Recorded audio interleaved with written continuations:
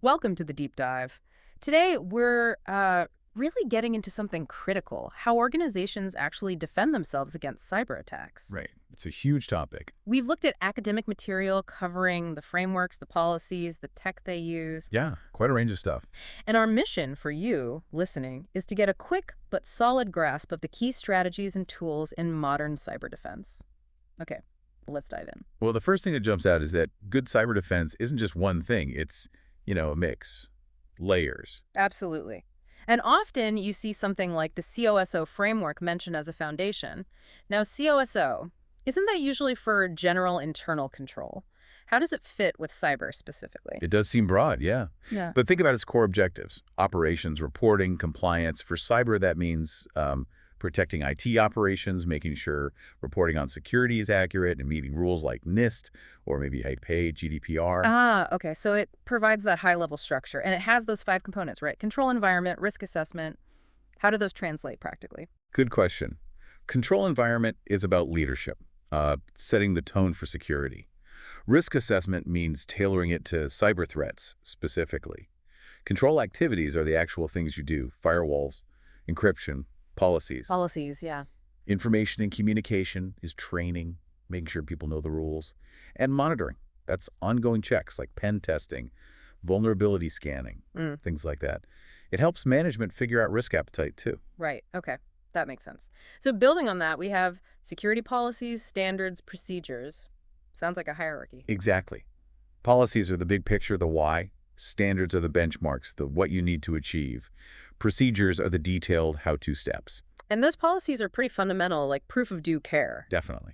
And you see different types, like acceptable use policies, Yeah. especially for personal devices connecting to work networks. Yes, AUPs and also mobile device security. What's crucial in those? An AUP usually covers, well, what's okay to do on company systems, rules for personal or mobile devices, confidentiality, monitoring, what software is required, security settings, even what happens when someone leaves. And specific mobile policies. They often nail down things like password rules, demanding MFA, requiring encryption, rules for web browsing or using public Wi-Fi, and policies on downloading apps or files. Then there's BYOD, bring your own device. That must add complexity. Oh, yeah. Monitoring personal devices, who owns the data on it, liability if something goes wrong. Mm. It gets tricky. Then you have standards like NIST frameworks or PCI DSS for payment cards and the detailed standard operating procedures, the SOPs. Okay, let's switch gears a bit. Network protection. How do we secure the actual infrastructure? Think layers again. Network segmentation is big, isolating parts of the network, so a breach in one area doesn't spread easily. Like cordoning things off. Exactly. Then firewalls, the gatekeepers, filtering traffic, maybe hiding the Wi-Fi name, the SSID. VPNs, virtual private networks, are crucial for secure remote access. They create encrypted tunnels. Using things like IPsec. Often, yes. And for Wi-Fi itself, you have WPA encryption, WPA2, WPA3 getting progressively stronger. Endpoint security is vital too, securing every laptop, phone, etc., connecting. So antivirus, local firewalls on the device itself? Right, authentication, maybe even host-based intrusion detection. Plus system hardening, locking down servers, databases, endpoints to minimize attack surfaces. And MC filtering can add a basic layer, blocking unknown devices. Got it. Now, access. Who gets in and what they can do?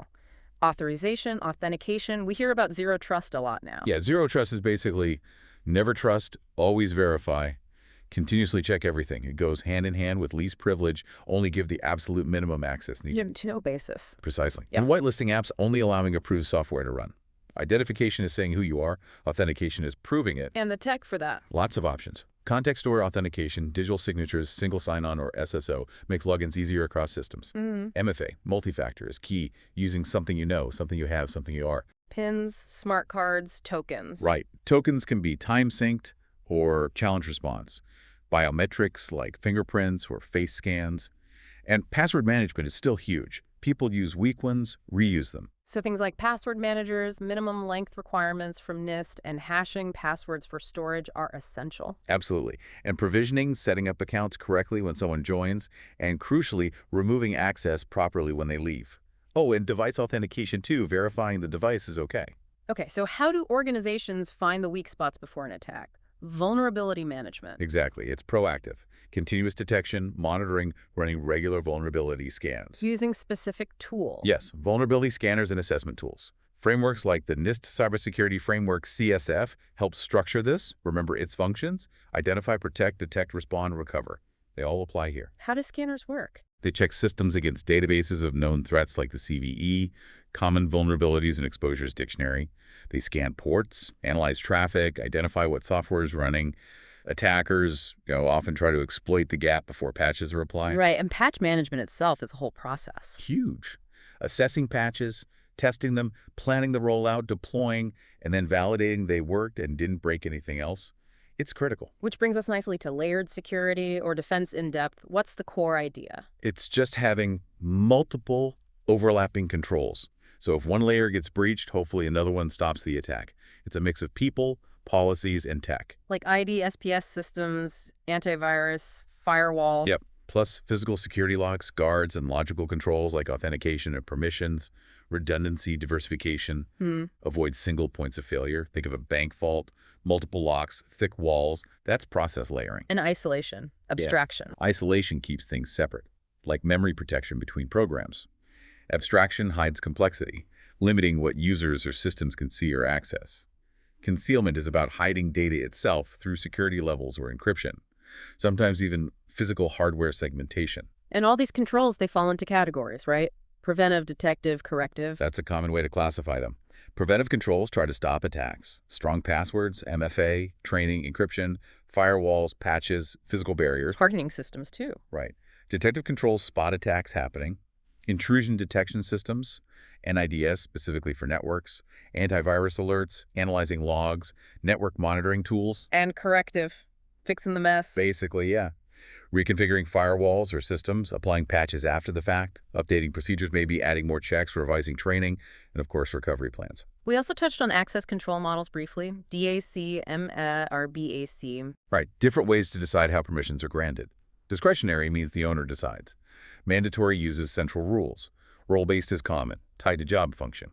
Rule-based uses preset conditions. Policy-based is more dynamic. Risk-based adjusts based on risk levels. Implemented often with access control lists, ACLs. Yes, ACLs define who can do what to files, folders, or even network traffic, acting a bit like specific rules within a firewall concept. Okay, wow.